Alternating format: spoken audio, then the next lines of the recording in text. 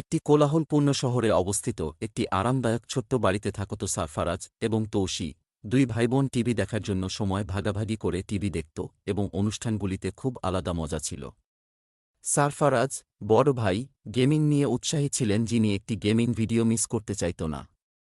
তৌসি, ছোট বোন, তার নাটক সিরিজ এবং রিয়েলিটি টিভি শো পছন্দ করতেন।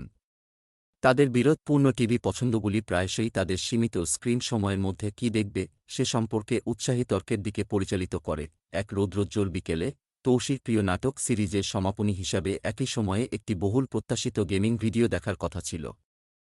সারফারাজ এবং তৌসি দুজনেই টিভি রিমোটের কাছে তাদের ইচ্ছে প্রকাশ করার কারণে বাড়িতে উত্তেজনা সৃষ্টি হল। সারফারাজ, এই সময় গেমিং ভিডিও নিয়ে ব্যস্ত, আপনি কি আমাকে এই একবার আমার অনুষ্ঠান দেখতে দিতে পারবেন না? তৌসি রিমোট শক্ত করে আঁকড়ে ধরে অনুরোধ করল। সারফারাজ মাথা নাড়ল।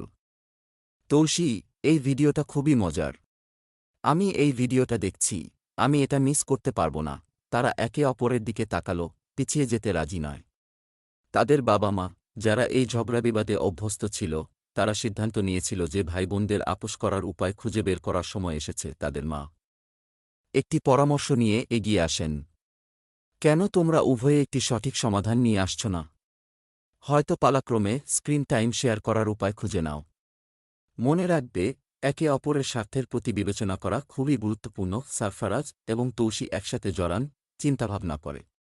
কয়েক মিনিট আলাপ আলোচনার পর তারা সিদ্ধান্তে পৌঁছান। তারা পর্দার সময় ভাগ করার সিদ্ধান্ত নিয়েছে। তৌসি তার অনুষ্ঠানের প্রথমার্ধটি দেখবে এবং তারপরে তারা গেমিং ভিডিওতে চলে যাবে। তার অনুষ্ঠানের দ্বিতীয়ার্ধের অনুপস্থিত হওয়ার জন্য সারফারাজ প্রতিশ্রুতি দিয়েছিলেন যে তৌসিকে তার সাথে রেকর্ড করা পর্বটি দেখে গেমিং ভিডিও দেখতে সাহায্য করবে। পরিকল্পনা মসৃণভাবে কাজ। তৌসি তার নাটক সিরিজের ক্লাইম্যাক্স দেখতে পেয়েছিলেন এবং সারফারাজ গেমিংয়ের সবচেয়ে রোমাঞ্চকর অংশগুলি ধরেছিলেন।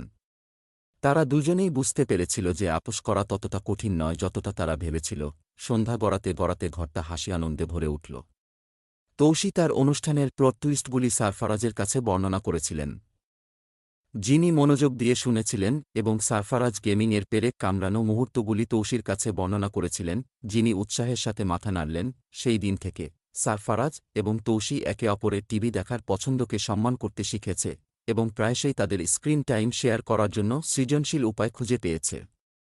ভাইবোন হিসাবে তাদের বন্ধন আরও শক্তিশালী হয়েছিল এবং তাদের বাড়িটি সম্প্রীতি এবং বোঝাপড়ায় পূর্ণ হয়েছিল। শেষ পর্যন্ত ছোট্ট ঘরটি এমন একটি জায়গায় পরিণত হয়েছিল যেখানে টিভি তাদের আলাদা করার পরিবর্তে তাদের একত্রিত করেছিল, এবং সারফারাজ এবং তৌসি আবিষ্কার করেছিলেন যে কখনও কখনও সেরা শোগুলি তারা একসাথে উপভোগ করতে পারায় অনেক আনন্দ হয়েছিল।